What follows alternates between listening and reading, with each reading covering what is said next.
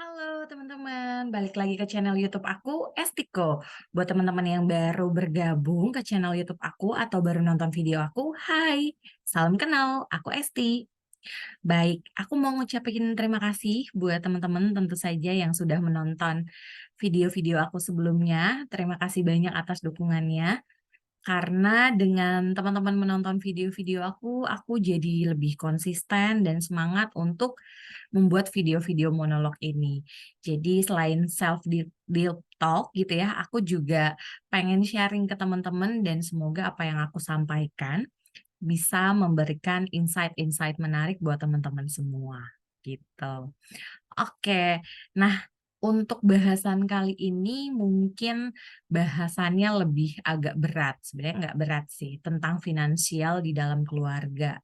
Sebenarnya aku tidak akan membahas tentang bagaimana rumus pakem mengelola keuangan di dalam keluarga, tapi aku lebih ke sharing bagaimana aku dan suami berkomunikasi mengenai keuangan keluarga ini, gitu. Nah, aku melihat juga cukup banyak teman-teman yang menanyakan hal ini ke aku. Jadi setelah menikah gimana? Yang ngelola uang siapa? Apakah uangnya dikumpulkan ke satu tempat atau dipegang masing-masing atau seperti apa? Nah, menurutku ini adalah satu topik yang cukup menarik untuk diangkat gitu ya dari aku pribadi. Jadi aku juga pengen self talk dan merefleksikan ke diri aku sendiri juga gitu ya. Apa yang sudah aku alami kurang lebih 5 tahun ini berproses, bertumbuh bersama suami aku, terutama terkait komunikasi finansial keuangan keluarga ini gitu ya. Finansial keluarga atau keuangan keluarga gitu. Nah, memang teman-teman, pada saat sebelum menikah, aku dan suami sudah komunikasi cukup intens terkait pendapatan kami masing-masing. Aku lupa apakah aku menyampaikan dengan detail jumlah totalnya atau menggunakan range, tapi kami sudah terbuka mengenai pendapatan kami dan suamiku sempat nanya, "Setelah menikah aku ingin kehidupan yang seperti apa?" Gitu.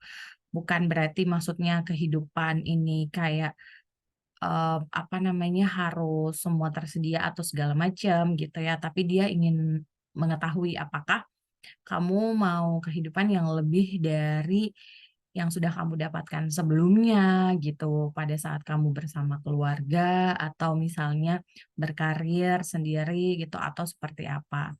Nah, aku menjawab kalau terkait finansial sendiri ya aku mau bantu support dan ya udah sama-sama aja dan aku menginginkan kehidupan yang, apa ya, sesuai dengan kapasitas kita aja dan memang kita membeli apa yang kita butuhkan aja, bukan bukan karena sesuatu yang emang kita inginkan tapi belum butuh-butuh banget, kecuali memang, uangnya ada gitu ya teman-teman. Nah, kemudian setelah menikah kita sempat mencoba banyak skema skema untuk pengelolaan keuangan ini, dari mulai yang pertama kita coba untuk membuat, rekening bersama. Jadi kita sepakat nih dari dia 60%, dari aku 40%, kemudian kita berdua masukkan, masing-masing persentase pendapatan kita itu ke dalam satu rekening yang sama, dan itu yang kita kelola bersama untuk digunakan, eee, untuk membeli kebutuhan sehari-hari ya, kebutuhan keluarga seperti ya makan, kemudian untuk apa namanya, membeli apa, sabun cuci, sabun mandi, pokoknya keperluan alat rumah tangga yang dibutuhkan, seperti WiFi, token listrik, dan lain-lain kita menggunakan dari situ. Nah, apakah itu berjalan? Berjalan teman-teman, tapi hanya kurang lebih 4 bulan ya kalau di kami. Jadi disclaimer dulu mungkin apa yang aku sampaikan tidak fit in dengan, keluarga teman-teman gitu ya, atau dengan teman-teman dan pasangan, karena bisa jadi banyak faktor-faktor yang berbeda juga. Jadi, apa ya, ya semoga bisa memberikan insight saja dan kami pun akhirnya bisa sampai mengelola keuangan sebaik sekarang itu trial and error-nya cukup panjang. Prosesnya ya kurang lebih 3 sampai 4 tahun dan bahkan sampai sekarang pun kami kadang juga masih, melakukan penyesuaian-penyesuaian ya gitu. Ya karena tadi menikah itu kan belajar seumur hidup ya, jadi kita harus willing to learn-nya tuh harus tinggi gitu teman-teman, kalau menurut aku pribadi.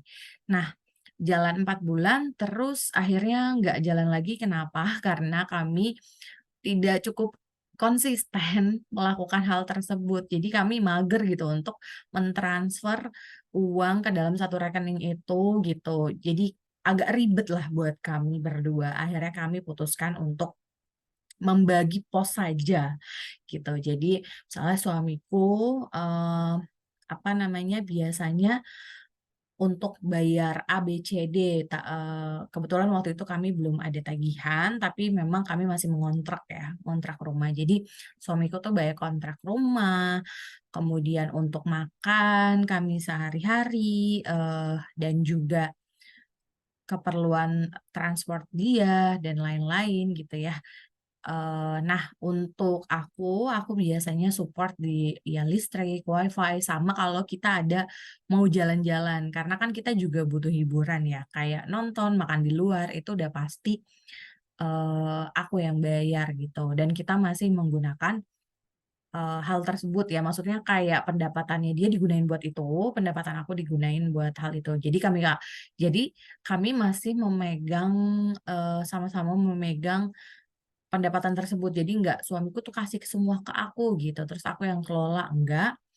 Jadi, ya udah karena udah dibagi posnya dia bayar itu, aku bayar itu. Nah, ini cukup bertahan selama kurang lebih 1 tahunan gitu, teman-teman. Sampai akhirnya memang, juga tidak cukup fit in dengan kami berdua karena, eee 2 tahun, kurang lebih 2 tahun, tidak cukup fit in karena aku sempat off dari bekerja. Jadi kan aku tidak ada pendapatan walaupun misalnya aku sudah menyiapkan dana darurat, tapi kan itu untuk kebutuhan darurat kami berdua gitu ya. Jadi memang, tidak ideal pada saat itu. Akhirnya suamiku, memberikan ketika, dia sudah mendapatkan gajian, dia kasih ke aku. Nah, biasanya dia tanya kebutuhan, keperluan aku pribadi, keperluan karena waktu itu aku sempat off bekerja dan wirausaha ya. Wirausaha kan biasanya naik turun ya, teman-teman. Jadi nggak, tidak tidak setiap bulan akan mendapatkan pendapatan gitu. Jadi tiap bulan ditanya aku butuhnya berapa, kemudian apa saja. Nah, itu tuh aku mulai rajin untuk membuat laporan keuangan, sebelumnya enggak. Jujur, setelah proses 5 tahun ini aku melihat memang aku bukan tipikal yang, baik dalam mengelola keuangan. Kalau dilihat lebih mumpuni suami aku dibanding aku. Jadi memang biasanya kita berdua, suami aku selalu support aku untuk, ya udah uang gajian kamu karena kan setelah aku off 1 tahun itu aku bekerja lagi ya, untuk yang sekarang-sekarang tuh aku diarahkan untuk ditabung aja gitu. Nanti kebutuhan rumah dari aku, transport dan lain-lain gitu. Selalu mengarahkan aku untuk melakukan hal tersebut karena dan itu harus dilakukan di awal. Kenapa? Karena aku lumayan boros gitu orangnya, teman-teman. Dan borosnya itu biasanya aku lebih ke arah makanan ya, aku nggak beli bukan barang-barang yang branded atau segala macam, tapi biasanya aku lebih ke jajan gitu, maksudnya ke tempat-tempat yang emang aku seneng banget explore, karena kan emang hobi aku explore hal-hal baru ya. Jadi aku lebih suka spend time uang aku untuk membeli experience-experience tertentu gitu. Nah, balik ke cerita setelah 2 tahun aku off bekerja, akhirnya dia kasih, kebutuhan yang setelah aku rincikan, terus aku rajin nih selama 1 tahun itu aku bikin laporan keuangan, habisnya buat apa dan segala macam gitu ya, dia kasih. Nah, setelah itu kan aku balik bekerja kembali, sampai saat ini kita masih melakukan skema tersebut dan itu berhasil sih. Jadi dari dia memang kasih kebutuhan, rumah tangga, jadi memang aku butuhnya berapa nih buat WiFi, karena kan aku sudah balik bekerja, jadi aku laundry ya. Buat WiFi, laundry, kemudian, listrik, itu semuanya udah aku yang atur semua. Tapi, keuangan itu, datangnya langsung dari suami aku, gitu. Nah, karena apa ya, kalau suamiku tuh percaya bahwa mencari nafkah itu adalah kewajiban suami, jadi, suami harus memberikan nafkah tersebut gitu ya, atau misalnya memberikan ya tadi, gajinya dan itu harus dan aku tidak menuntut harus berapanya, tapi biasanya dia nanya, "Kamu bulan ini butuhnya berapa?" Gitu, dan itu biasanya dirincikan untuk apa saja. Termasuk untuk aku pribadi, jadi dia juga kasih kayak buat jajan aku, skincare, transport aku ke kantor gitu. Jadi sebenarnya gaji aku utuh, tapi tetep aja suka kepakai buat jajan-jajan yang lain gitu. Dan beliin dia, barang-barang biasanya. Aku seneng banget beliin dia baju dan lain-lain gitu. Padahal dia bilang, "Kan aku bisa beli pakai uang aku sendiri," karena dia masih simpan uang, dia juga gitu kan, nggak dikasih ke aku semua. Eee, dan itu cukup efektif untuk kami berdua. Setelah kami masih mengontrak kurang lebih, 4 tahun pernikahan kita kami, saya dan suami, kami masih mengontrak. Jadi, belum ada cicilan apapun sampai tahun keempat menikah kami coba, memberanikan diri karena alhamdulillah suami juga pas aku off sih sebenarnya suami, berpindah ke tempat pekerjaan yang baru dan dipromosikan, ke jenjang atau level berikutnya sehingga juga pasti income-nya bertambah gitu ya teman-teman. Nah, apa namanya, di tahun keempat sih, tapi nggak pas pindah terus habis itu kita berani buat, mengambil sesuatu. Jadi di tahun keempat kami baru berani, mengambil cicilan mobil. Tapi memang itu juga berdasarkan diskusi yang cukup panjang, kayaknya kurang lebih 5 bulan ada gitu ya, kita ngobrolin apakah kita mau ambil atau enggak. Setelah beres kita mau ambil atau enggak, maksudnya dengan melihat pengeluaran kita sekarang, terus saving, yang selalu suami aku ajarkan adalah yang utama, karena ini ya, pos-pos kami juga selain kebutuhan pengeluaran rutin kami untuk kebutuhan keluarga, pos kami dibagi menjadi itu ya, pengeluaran keluarga, kemudian yang kedua kita biasanya ngasih masing-masing dari orang tua kita, tidak diminta tapi memang kita lakukan itu karena sudah terbiasa. Jadi, eee, kasih ke mama aku, dia kasih ke mamahnya gitu. Maksudnya itu dari kami berdua gitu ya dan kami sepakati nominalnya sama-sama. Kemudian bersedekah. Jadi kalau sedekah itu aku pasti, pakai uang aku pribadi yang, dari pendapatan aku atau income aku. Jadi aku bersedekah, dia juga bersedekah karena dia selalu, apa ya, mengingatkan aku untuk jangan lupa, sedekah gitu. Karena memang dari pendapatan kita kan, ada mungkin hak orang lain di dalamnya gitu. Nah, sudah itu semua terpenuhi, jadi itu pos-pos yang selalu wajib keluar setiap bulannya ya. Pertama adalah, keperluan rumah tangga, yang kedua adalah ngasih orang tua, yang ketiga adalah, ini sedekah gitu. Nah sisanya untuk playing gitu ya atau untuk hiburan kita, ngeposin masing-masing sih gitu. Nah karena suami aku juga pegang uang sendiri dan aku pegang uang sendiri jadi ya udah kami mengatur posnya itu. Apakah 1 bulan itu untuk suamiku misalnya budgetnya 1 sampai 2 juta karena apa ya, dia hobinya cukup mahal gitu. Kalau aku misalnya di 1 juta aja spend-nya gitu kurang lebih. Karena memang biasanya aku lebih banyak ke explore tempat makan dan lain-lain, jadi budgetnya juga nggak terlalu banyak. Kecuali aku emang anaknya senang banget makan dan seneng dan royal sekali mengajak keluarga untuk makan. Jadi kalau ada mama mertuaku, mama aku pasti ajakin makan dan kayak ke tempat-tempat yang memang mereka belum coba gitu. Jadi aku tuh tipikal yang nggak apa-apa bayar mahal gitu, aku senang aja mengeluarkan uang hasil keringat kerja keras aku untuk membahagiakan orang-orang tersayang di sekeliling aku gitu ya. Well, balik lagi, jadi memang itu yang paling efektif untuk kami berdua, tapi memang yang rutin sekali melakukan menabung walaupun, tabungan ini akan dipakai bersama adalah suami aku sebenarnya. Jadi kalau aku tuh kadang udah disimpan di tabungan terus dicairin lagi, disimpan dicairin lagi. Karena, apa ya, tidak pengaturan keuangannya tuh masih kadang baik, kadang enggak gitu ya, kadang sadar, kadang enggak. Tapi kalau untuk dana darurat itu aku selalu selalu prioritaskan sih sejak aku memang, setelah menikah gitu ya. Karena, khawatir mungkin ada kebutuhan-kebutuhan yang, mendadak gitu. Jadi aku selalu support di sana. Salah satunya kan contohnya pas aku off bekerja itu, aku sudah mempertimbangkan kenapa akhirnya aku berani untuk mengambil off bekerja, karena aku sudah menyiapkan dana darurat aku untuk keperluan pengeluaran selama kurang lebih 6 bulan gitu. Oke, balik lagi, singkat cerita, di 4 tahun akhirnya kami memberanikan diri untuk mengambil cicilan pertama. Cicilan pertama kami dalam bentuk, ini ya teman-teman, mobil gitu ya, cicilan mobil. Nah, habis diskusi kurang lebih 5 bulan, kita, kayak ini, apa sih namanya, menentukan mau mengambil atau enggak, akhirnya kita memutuskan untuk, ngambil. Setelah kita memutuskan untuk mengambil, kita akhirnya mikir, mau baru apa bekas? Nah, ini juga perdebatan yang cukup panjang gitu.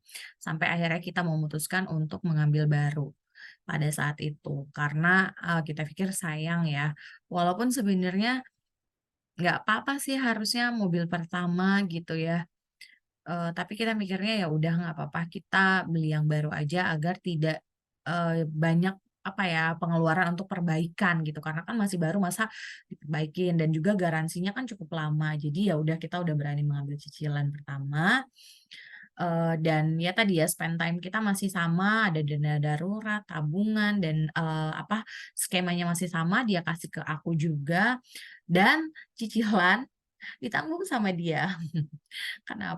Kenapa, ya itu maunya dia sih dan memang karena, pendapatan dia lebih besar dari aku. Enggak deh, enggak bercanda. Jadi memang, dari dianya mau mau melakukan hal tersebut dan dia bilang, "Nggak usah dari kamu, nggak apa-apa. Jadi gaji kamu utuh buat kamu aja, kamu mau ngapain dengan itu ya udah terserah," gitu. Nah biasanya aku, kadang karena kan kita sudah punya cicilan jadi mungkin apa ya, uang bulanannya agak sedikit berkurang, jadi aku bisa support, bantu di situ sih, di uang bulanan itu, gitu.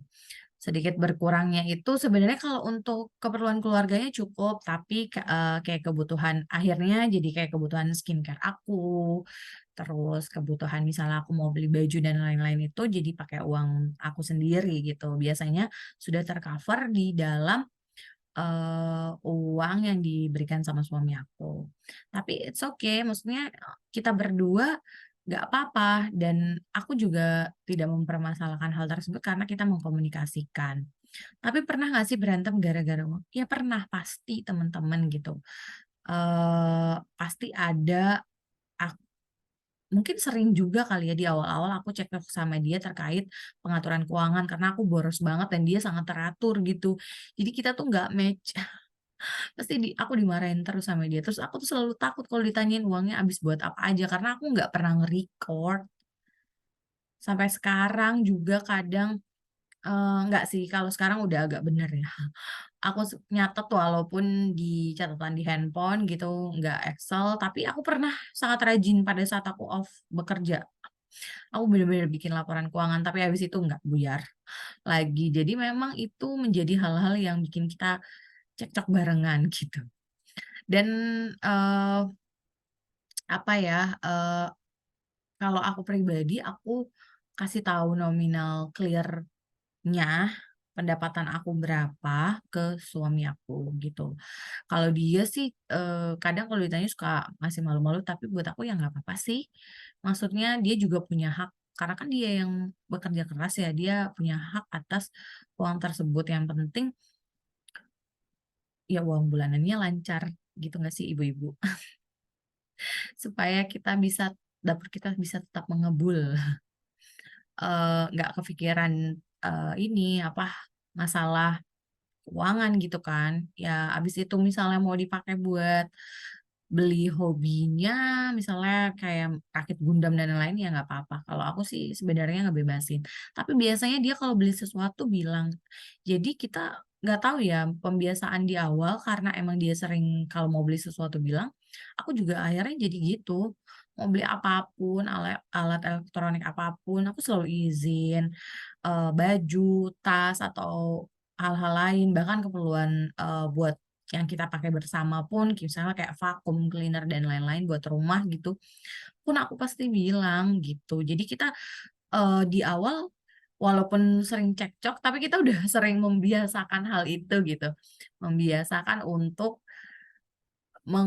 apa ya, menormalisasi ngobrolin hal-hal yang berat. Soalnya teman-teman aku tuh bilang ngobrolin finansial sama pasangan tuh berat, mengkomunikasikan itu tuh nggak semua orang bisa melakukan itu gitu. Eee, tapi alhamdulillah aku selalu melakukan itu sih gitu. Terus misalnya nih kalau, suami aku ada tambahan bonus atau apa, dia selalu bilang, "Eh, aku dapat bonus sekian," apa segala macam. Padahal aku juga enggak nanya gitu, ke dia, dia dapat bonus apa, berapa gitu. Jadi memang kita sudah terbuka itu. Tapi proses ya teman-teman, tahun pertama kita juga ribut banyak sih, soalnya aku emang boros banget anaknya. Suka nanyain, "Maunya kemana aja sih?" Segala macam. Bukannya dia nggak percaya, maksudnya bukannya dia nggak percaya ya dipakai buat apa aja, maksudnya tuh biar ke-record maksud dia. Karena dia memang, kebetulan kerjanya di bidang keuangan, jadi kan mungkin agak detail ya. Kalau aku anaknya ya udah pakai gitu. Nah, di tahun kelima kita akhirnya, tahun lalu alhamdulillah akhirnya kita juga memberanikan diri untuk mengambil rumah. Ya KPR teman-teman, tapi insyaallah, KPR-nya syariah. Ya walaupun ya kita berdua berasa punya hutang gitu, tapi ya tadi ya, setiap keluarga punya prinsip masing-masing. Jadi itu juga setelah kita ngobrol cukup panjang, juga banyak, rumah-rumah yang kita coba datangi untuk kita cek gitu ya, untuk kita lihat apakah sesuai atau enggak, masuk enggak ke budget kita berdua dan lain-lain. Nah, untuk cicilan rumah juga di-handle sama dia gitu, dan alhamdulillahnya setelah kita ambil rumah dia, dapet ini lagi peningkatan, salary atau income gitu ya. Jadi, ya alhamdulillah untuk semua cicilan dia yang cover gitu. Jadi aku bener-bener uang gaji aku ya buat aku sendiri. Tapi kadang aku juga masih suka bingung, kok uang gaji aku hilang tiba-tiba nggak tahu ke mana, habis gitu.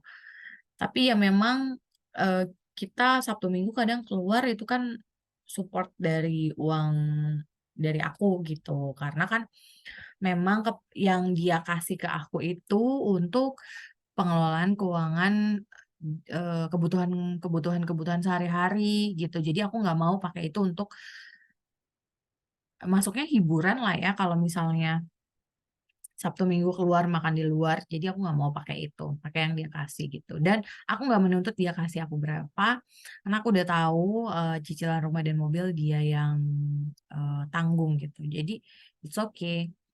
Poinnya adalah teman-teman bukannya aku mau menceritakan tentang keuangan finansial keluarga aku, tapi poin pentingnya adalah mengkomunikasikan tentang keuangan ke pasangan itu bukan sesuatu hal yang menakutkan gitu. Ya awal-awal juga aku deg-degan, tapi itu penting teman-teman untuk dikomunikasikan karena kalau tidak, mungkin akan banyak, ini ya, akan banyak hal-hal yang, akan banyak perdebatan yang timbul karena tidak adanya kejujuran terkait finansial di awal, menurutku ya. Gitu. Jadi memang penting banget ini dikomunikasikan sebelum teman-teman menikah gitu dengan pasangan teman-teman. Bahkan tadi kayak suami aku tuh nanya aku mau kehidupan yang seperti apa. Nah, menurutku itu salah satu yang poin yang cukup penting harus dilakukan gitu supaya pada saat teman-teman sudah menikah, teman-teman jadi tahu arahnya gitu, goalnya. Teman-teman mau beli rumahnya di tahun berapa, teman-teman, kebutuhannya apa saja dan segala macam tuh nggak segen gitu ngobrolin sama suami gitu. Jadi itu sesuatu yang menurutku lumrah untuk didiskusikan. Walaupun sulit, coba aja pelan-pelan.